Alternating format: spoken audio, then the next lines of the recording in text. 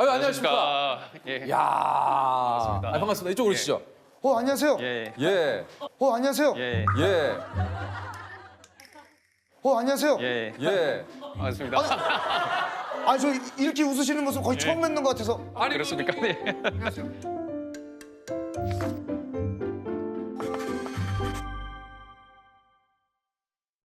아니 일단 뭐 저기 조셉이 알 정도면 진짜 이거는 뭐 누나, 예.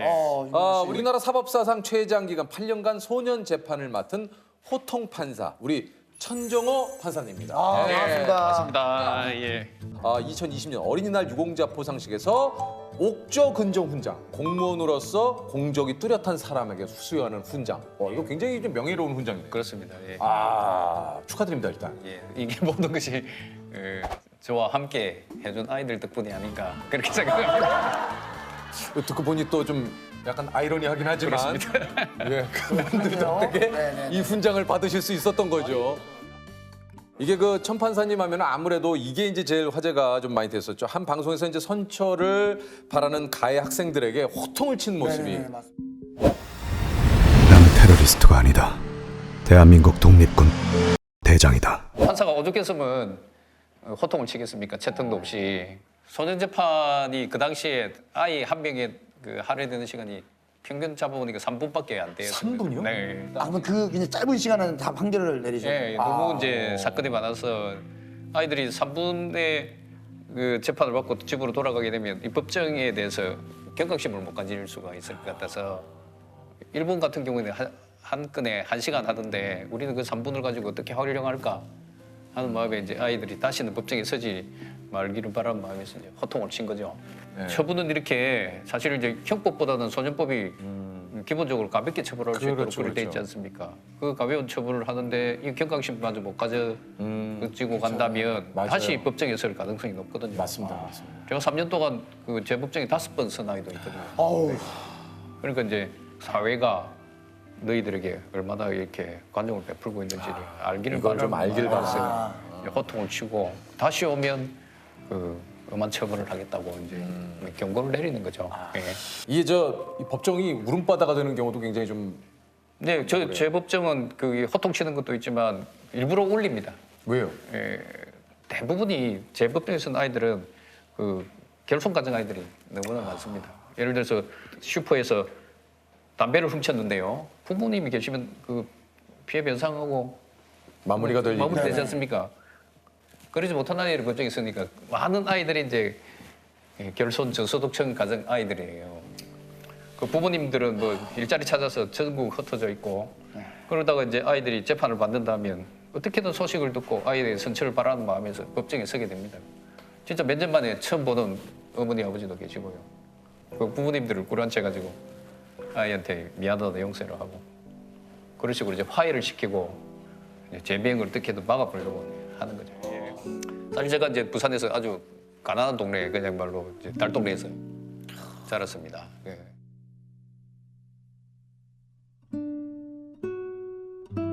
중학교 친구 한 명이 그 친구는 우연히 이제 잘못된 길을 가가지고 부산의 유명한 조폭에 가담했다가 지금 무기징역수로 목포 교도소에서 친구분이요. 25년째 지금 복역하고 있고 저도 판사 생활 24년째 하고 있고 그리고 제 주위에는 이제 그런 친구들이 참 많았습니다. 어렵고 이게 힘든 친한 친구였는데 한 분은 지금 복역을 네. 하고 계시고 네. 한 분은 지금 판사님이 되신 네. 겁니까? 그래서 이제 소년 재판을 담당하고 나서 보니까 이제 그런 친구들, 동생들, 형들이 생각나서 좀 더 열심히 해야 되겠다 해서 이제 2년간 열심히 했습니다. 그 친구 뭐 가끔 이제 몇 개월 만에 한 번씩 편지를 주고받기는 하는데 안타까운 게 그 아이 편지는 존댓말로 저한테 이리 오니까 너무 왔다. 와, 찡하더라고요. 저도 이제 친구 잘 있나 이렇게 가는데 그 25년의 세월이 너무 큰 것 같습니다. 그리고 이제 그 편지를 이제 저한테 주면서 관계하고 있는 아이들에게 편지 좀 보여주라. 그래서 내처럼 이런 인생을 살지 않도록 어쨌든 반면교사 삼아줬으면 좋겠다고. 요즘 그 사회적으로도 그런 이슈에 대해서 많은 분들이 좀 처벌이 너무 가벼운 것이 아니냐.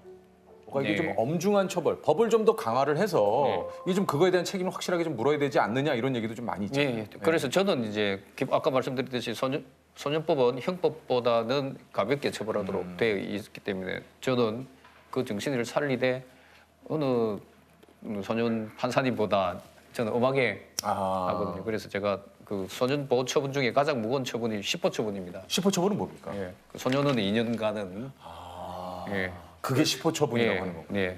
그래서 아이들이 종자를 빼고 10을 넣어 1010호라고 저보고 이제 10호 처분을 하도 많이 내려가지고 예. 1010호. 그래서 이제 저도 이제 벌할 때는 정확하게 하지만 처벌한 이후에 그럼 재부비행을 막기 위해서 우리 사회가 네, 좀 더 네, 노력해서 그렇죠. 그러니까 그런 마음에서 지금까지 축구도 같이 활동했습니다. 하시고.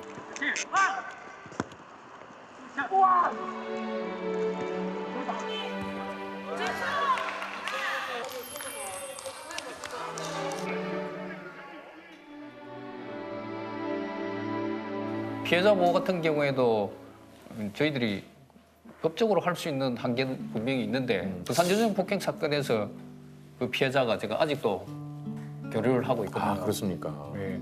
그러니까 우리가 권한 없지만 우연히 그 아이하고 소통이 돼가지고 장학금을 모아서 아이한테 주고 그래서 이제 중학교 졸업도 제가 할 때까지 지켜보고 법이 없다 하더라도 우리가 좀 더 피해자들을 우리 사회 전부가 좀 안아주시면 맞습니다. 맞습니다. 피해자 맞습니다. 문제도 해결될 수 있지 않을까 맞습니다. 그런 생각입니다. 혹시 좀 8년간의 또 이 시절을 돌아보면 예. 가장 기억에 남는 사건이 또 많이 있을 것 같아요. 어떤 예, 사건이 좀 기억에 남으시나요? 여학생들이 그 비행을 저지르게 되는 게 대부분이 이제 가출을 하게 되면 이제 또 원조 교제를 통한 성매매를 하거든요. 성매를 하면 아이들이 잘 이렇게 자기 자신을 돌보지 못하기 때문에 임신을 하는 경우도 있습니다. 현재 우리 그 소년원 그 최대상 그 임신한 아이들을 보살필 수 있는 여력이 부족하거든요. 예. 그래서 이제 임신하게 되면 소년원에 보내야 될 그 비행 내용임에도 불구하고 이제 집으로 돌려 보내는 경우가 많습니다. 근데 이 아이가 이제 가출해서 남자친구들 2명 또 여자친구 1명은 총 4명이 이렇게 이제 짝을 지어서 가출해서 이제 많은 비행을 저질렀습니다. 그리고 재법정에 서게 됐고요. 제 친구에 대해서는 소년 2년 처분을 내렸습니다. 10호 처분을 내렸고요. 10호 처분을 내리셨고. 예. 이 아이도 10호 처분을 받아야 되는데 판사님 제가 임신했으니까 예, 지금 이게 임신한 이유가 그 원조 교제에 나갔다가 강제로 성폭행 당하고 그래서 임신한 거니까 낙태 조건이 되니까 낙태해야 된다고 집으로 돌려보내달라는 겁니다. 그래서 제가 이제 이 사실을 알아봐야 될 거 아닙니까? 알아보니까 그게 거짓말이고 같이 이제 가출했던 남자친구 사이에 이제 임신한 게 경우였어요. 이 경우에 이제 저는 이제 고민을 해야 됩니다. 왜냐하면 이 10호 처분을 해야 될 아이고 이 아이를 이제 소년원에 보내게 되면 낙태 조건이 안 되기 때문에 그 퇴원시키지 않거든요. 그럼 소년원에서 이제 출산을 해야 되거든요. 네. 근데 집으로 돌려보내면 이 고귀한 생명이 이제 희생되는 상황입니다. 그 두 상황에서 이제 소년원 보내게 되면 아이가 미혼모로서 고등학교 1학년 여학생이 이제 출산해야 되고 그렇지 않으면 이제 낙태를 하는 상황입니다. 그래서 여러분이 어떻게 재판을 해야 될지 저 한 달 동안 이 사건 때문에 고민하고 잠도 못 자고 그렇게 했습니다. 그래서 제가 저는 뭐 개인보다는 법관이란 직위가 있기 때문에 근데 먼저 선택을 했죠. 그래서 아이를 소년원에 보냈고요. 소년원에 보내서 이제 임신 9개월 좀 돼서 이제 소년원에서 연락이 왔어요. 판사님 이제 이 아이가 이제 더 이상 낙태할 수 없으니까 집에 가서 출산할 수 있도록 네네. 해달라는 겁니다. 그리고 이제 산딸이 다 된 아이를 만났는데 너무 미안하고 그래서 이제 그 전날 이제 배내적을 하나 준비해가지고 아이한테 주면서 미안하다 이제 그렇게 하고 그 당시에 이제 법정에서 많은 분들이 계신데 그 많은 분들이 울었습니다. 그 아이 때문에 울고 그 다음날 제가 그 아버지한테도 너무 미안해가지고 개인적으로 오더라도 뭐 저한테 화풀이라도 하시라는 김에 이제 법원 근처에 오시려 해가지고 아유 고깃집에서 식사 대접을 했는데 아유 그분이 너무 양반이시라서 아무 소리도 못 하시고 아이한테 뭐 고기 쌈 싸가지고 입에 넣어주기만 해가지고 제가 너무 죄송하고 그랬습니다. 네, 그 사건이 제 평생에서 가장 이제 기억에 남을 겁니다. 왜냐하면 그, 이제 그 아이는 그 미혼모 시설에서 출산을 해서 입양이 됐고요. 평생 이제 그 비행소녀 재판받은 소녀는 이제 입양한 아이를 기억할 것이고 또 입양한 아이는 또 어머니가 누군지 아버지가 누군지 궁금해할 건데 그런 인연을 제가 만들었다는 게 저로서 참 가슴이 아픕니다. 아니 그 이제 상당히 좀 집안 환경이 열악하셨다고 했는데 네. 이게 어느 정도로 조금 이렇게 이게 공부하기 좀 굉장히 좀 힘든 여건이시죠? 뭐 저희 집에는 형제가 그 7형제고 부모님하고 9인데요. 그 중학교 시절에는 단칸방에서 9 식구가 살았거든요. 예. 고등학교 때는 뭐 수학여행비가 없어서 수학여행도 못 갈 정도였으니까. 그래서 이제 그 학교에 갔다 오면 저는 그 숙제부터 하고 저녁 먹고 잡니다. 왜냐면 가족들이 많아서 공부를 못 하니까요.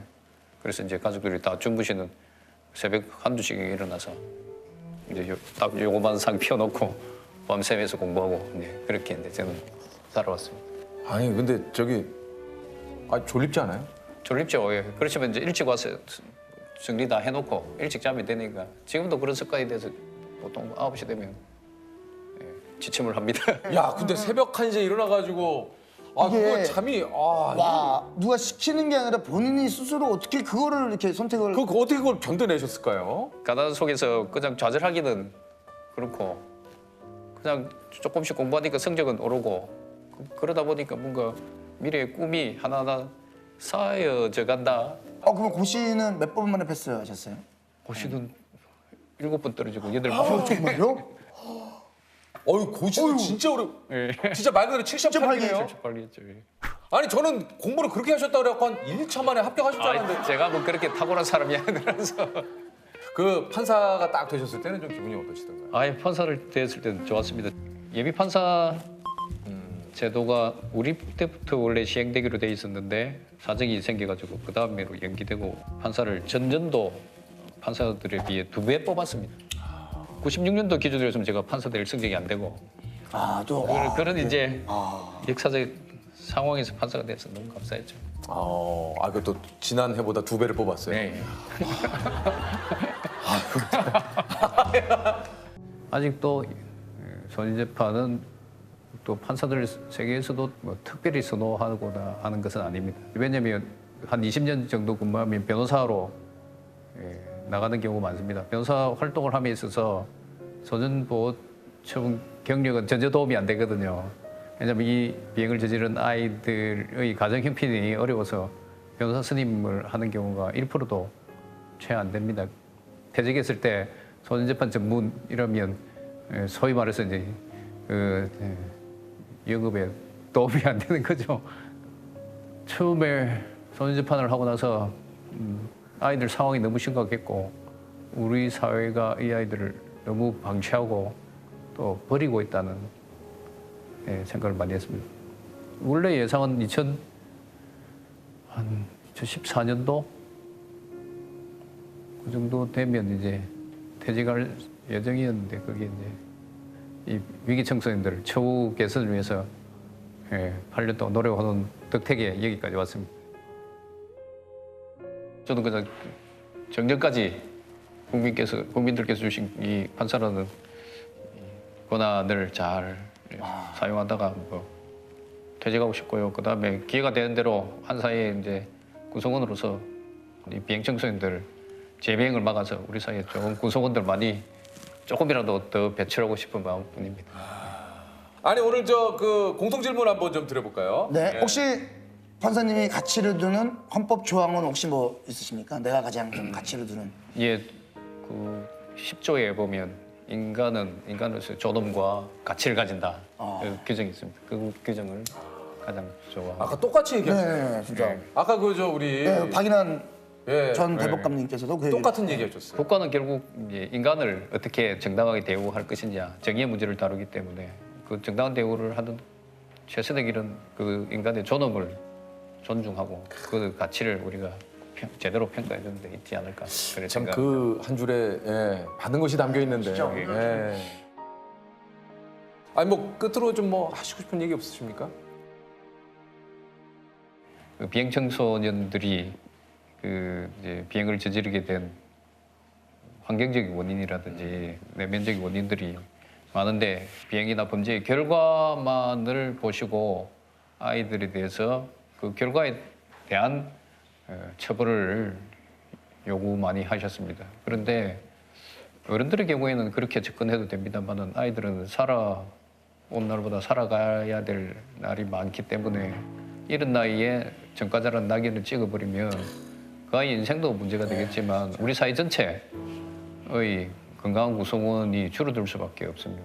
그래서 저는 그것 때문에 엄벌을 하되 처벌한 이후에 그냥 한 사회 구성원으로서 어른으로서 그 아이들을 재비행을 막기 위해서 노력해갖고 우리 국민들께서 비행 청소년들 범죄 결과가 보도되었을 때 거기에만 집중하지 마시고 그 뒤에 이 아이들이 어떤 상황에 처해 있는지 한 번이라도 봐주시면 그 아이들을 이해하는 데 조금 도움이 되고 우리 사회가 좀 더 나은 방향으로 가는데 많은 힘이 되지 않을까 그렇게 생각합니다. 그래서 조금이라도 여러분들께서 관용을 베풀어 주시면 이 아이들이 커서 우리 사회에 참 좋은 어른들이 많았다 하는 그런 추억하는 사회가 되면 좋겠다고 생각합니다. 네. 알겠습니다. 선욱이 잘 있었어? 오늘 친구 어때? 정국이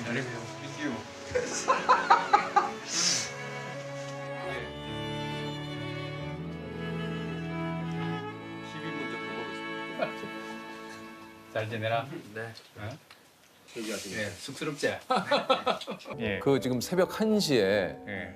지금 그 공부를 하고 있는 네. 그 청소년인 예. 우리 종호에게 한마디 좀 해준다면. 뜻깊은 질문인데. 예. 야, 천조, 너 그때 고생 많이 했는데 그 노력의 결과가 여기까지 오게 되었고 절망적인 상황에서도 절망하지 않고 희망을 안고 여기까지 와줘서 너무 고맙고 그 힘이 또 남은 미래의 국가와 사회를 위해서 봉사하는 힘이 되었으면 좋겠다. 함께 시간 보내면서 같이 만든 추억들이 하나하나 소중해 고마워 늘 고마워 everyday